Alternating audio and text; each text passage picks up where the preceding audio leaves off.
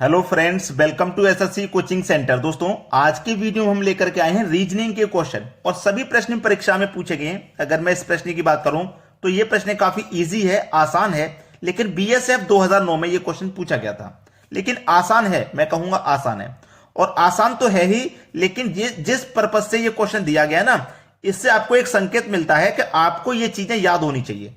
देखिए, उसने क्या बोला है, अंग्रेजी वर्णमाला में प्रत्येक अक्षर ए से जेड को क्रमानुसार संख्या में लिखा जाए, जैसे कि ए का मूल्य 1, बी का मूल्य 2, क्रमशः जेड का मूल्य 26, तो 17 संख्या के साथ अक्षर को दर्शाएगी।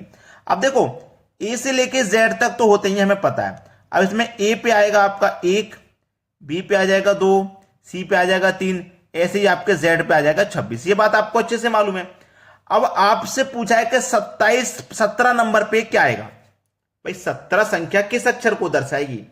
अब ये बात आप कब बता पाओगे, या तो आपको ये मालूम हो कि ए से लेके जेड तक कौन सा अक्षर कितने नंबर पे आता है, तभी आप डायरेक्ट बता पाओगे। अगर नहीं मालूम तो फिर आप क्या करोगे, ए से लेके जेड तक लिखोगे, उनके नंबर लिखोगे, तब आप पता कर पाओगे कि कौन से अक्षर पे कितना आ रहा है, तभी तो मालूम कर पाओगे। लेकिन मैं आपसे कहूंगा कि ये कंपटीशन है, आप कंपटीशन की तैयारी कर रहे हो तो आपको मालूम होना चाहिए कि कौन सा अल्फाबेट कितने नंबर पे आता है। मुझे मालूम है, ए से लेके जेड तक सारे मुझे याद हैं, लेकिन क्या आपको भी याद हैं? आपको भी याद होंगे तभी तो इस तरीके के क्वेश्चन करा पाओगे। अब देखिए, 17 नंबर पे पूछा ना उसने, 17 नंबर पे आता है भाई क्यू। ये आंसर हो गया क्यू। अब मैं आपको एक हिंट देता हूं, एक हिंट मेरी मानोगे ना? चलो, अगर आपने याद नहीं किए है ना, कोई बात नहीं, मैं एक आपको हिंट दे रहा हूं। हिंट क्या है मेरी, ध्यान रखना। ए, ठीक है, ए हो गया, ई हो गया, 1 नंबर पे आता है, 5 नंबर पे आता है, 5 के बाद 10 नंबर पे क्या आता है भाई, जे आता है। जे के बाद 15 नंबर पे आ जाओ, 15 पे क्या आता है, ओ आता है। 15 के बाद 20 नंबर पे आता हो, 20 पे क्या आता है, टी आता है। उसके बाद 25 नंबर पे आ जाओ, 25 पे क्या आता है, वाई आता है। इतना हिंट देता हूं। अगर उसने बोला ना 17 पे क्या आता है, तो आपको ये फौरन याद होना चाहिए कि भाई 15 पे तो ओ होता है, ओ के बाद पी क्यू, 16 पे होगा पी, 17 पे होगा क्यू। ठीक है, अगर वो कह देता 17 की जगह बोल देता कि 8 पे क्या होता है, 8 पे, तो आपको ये मालूम है ना कि 5 पे ई होता है, बोला 8 पे, तो ई के बाद एफ जी एच आ जाएगा, 8 पे एच आ जाएगा।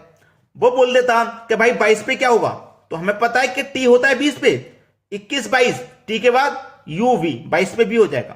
तो ये मैं आपको 5 6 लिखवा दिया हूं, जिससे कि आपको बहुत आसानी होगी। इस तरीके का क्वेश्चन कभी भी पूछा है किसने नंबर पे क्या आएगा, तो आपको थोड़ी हिंट मिल जाएगी, आसानी में हो जाएगी इसको बताने में। चलिए, अब देखते हैं अगला सवाल। अगला सवाल है, 5 मित्र एक बेंच पर बैठे हैं। एसएससी 2012 में सवाल पूछा गया है, 5 मित्र एक बेंच पर। तो चलिए मैं यहां पर एक बेंच बना लेता हूं, ये लंबी लंबी, 1 2 3 4 5, ये 5 हो गए ना भाई। एक टेबल पे 5 मित्र बैठे हैं, एक बेंच होगी जिसपे 5 लोग मैंने बिठा लिए। चलिए, अब उसने बोला है ए बाईं ओर है बी के। ठीक है, ए बाईं ओर है बी के, तो मैं ए लिखूंगा। ये बी के बाईं ओर है, बाईं का मतलब होता है लेफ्ट, ठीक है ना। ए जो है बी के बाईं ओर है, मतलब लेफ्ट में है, तो मैं लिख लिया। ए बाईं ओर है बी के, लेकिन दाईं ओर है सी के। जो ए है ना, बाईं ओर है बी के, लेकिन दाईं ओर है सी के, सी के दाईं ओर है, तो सी के राइट हैंड की तरफ है ये, ठीक है, सी के। डी बी के दाईं ओर है, बी के दाईं ओर है। जो डी है ना, वो बी के दाईं ओर है, दायां मतलब राइट होता है, बायां होता है लेफ्ट और दायां होता है राइट, ठीक है। जो डी है ना, वो बी के दाईं ओर है, लेकिन ई के बाईं ओर है। जो डी है वो बी के दाईं ओर है, लेकिन ई के बाईं ओर है, ये बोला, तो ई के बायां लेफ्ट हो जाएगा। ये 5 मित्र हो गए।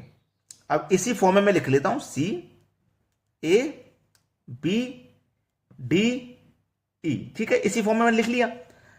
अब पूछा है उसने कि बेंच के छोरों पर कौन कौन बैठा है। छोरों पर, एक छोर तो बेंच का ये है और एक छोर बेंच का ये है, तो छोरों पे कौन कौन बैठा है, सी और ई बैठा है।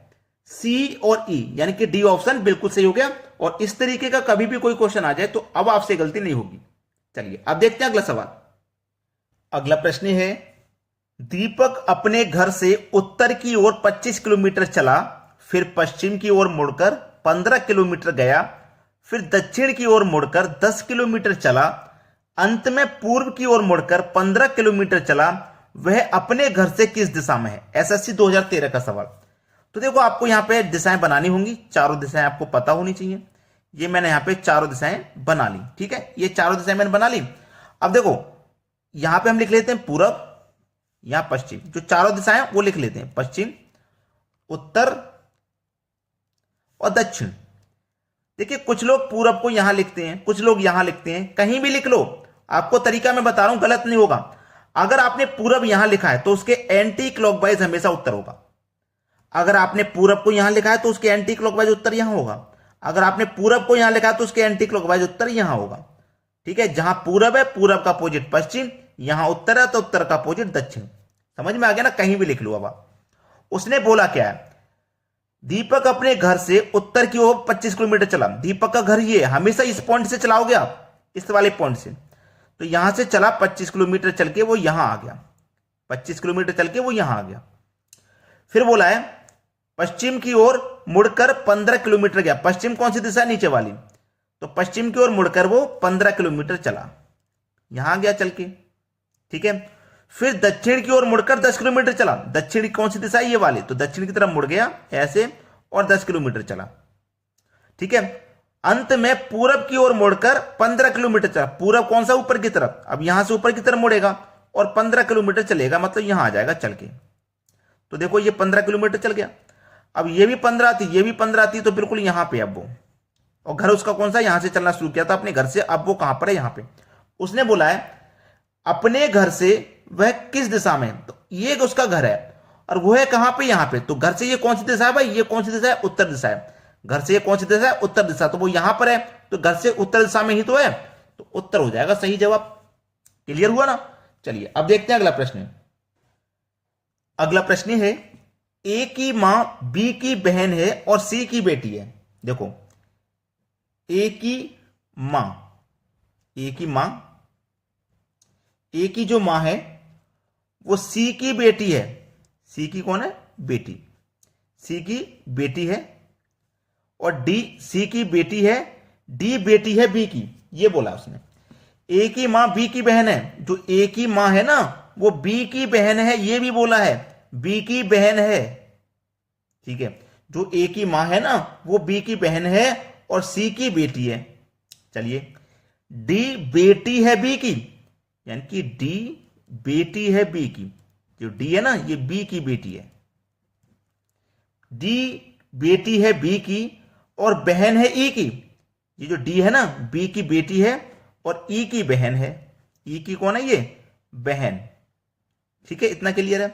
तो सी का ई से क्या संबंध है? इस सी का इस ई से क्या संबंध है? आसानी से पता पाओगे। देखो ये इसकी बेटी है ना और ये दोनों आपस में भाई बहन है। अब इसका पता नहीं है भाई, इसका ये जेंडर तो क्लियर नहीं है, ये मेल है या फीमेल। जब इसकी बेटी ये है तो भाई ये भी इसकी बेटी होगी, और बेटी की बेटी है ये, और ये भी बेटी की बेटी है। तो देखो इसकी मां ये है तो इसकी मां ये हो जाएगी। इसका भी क्लियर नहीं है ये मेल है कि फीमेल है। अब ये दोनों भाई बहन है। इसकी बेटी ये है भाई, डी जब बेटी है ना तो ई भी बेटी होगी क्योंकि इसकी बहन है। इसकी मां ये है तो इसकी भी मां होगी। तो मां की मां, मां की मां अगर लेडीज है तो नानी, और मेल है तो नाना। तो नाना या नानी लगेंगे कि नहीं लगेंगे? ये सवाल का सही जवाब है। चलिए अब देखते हैं अगला प्रश्न। अगला प्रश्न है, यहां पे देखो 3 सर्कल हैं। सर्कल के अंदर भी संख्या है, सर्कल के बाहर भी संख्या है। तीनों ही सर्कल में ऐसा ही हो रहा है, सर्कल के अंदर संख्या, बाहर। लेकिन यहां सर्कल के अंदर संख्या नहीं है। तो यहां सर्कल के अंदर कौन सी संख्या आएगी वो बताना है। तो इस प्रश्न में आपको ज्यादा मेहनत नहीं करनी, बस थोड़ा सा दिमाग का यूज करना है।